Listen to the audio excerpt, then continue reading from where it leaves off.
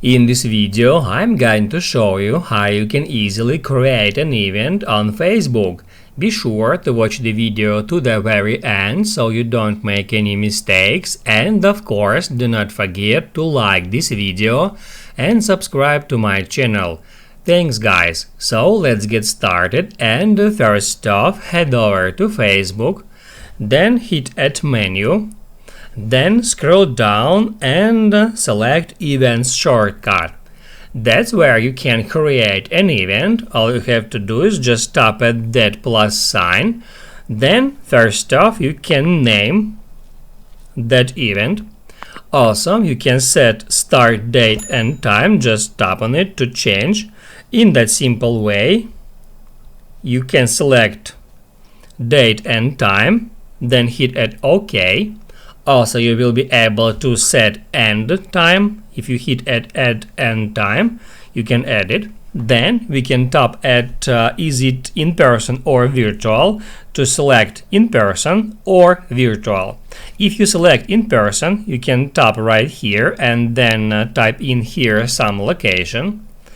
If you hit Add Virtual, you will be able to select between Messenger Rooms, Facebook Live, external link or other. Most likely you are creating an event in person, so you can just select that tab and then enter some location like Jojo Bar. You can just select it and then you will be able to hit at Who Can See It to set privacy for that event.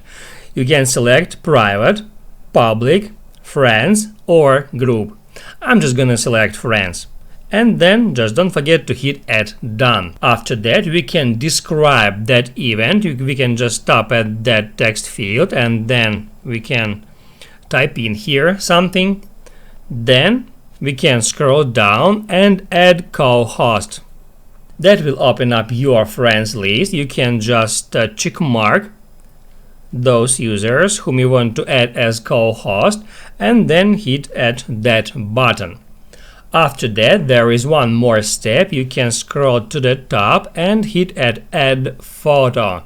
Then it will open up your camera roll and then you can just select a picture, then select the exact frame of that picture and hit add save. After that we can tap at create event and that's it. That will also open up invite people feature, and from here you can easily invite users to your event simply by hitting at these invite buttons just like that.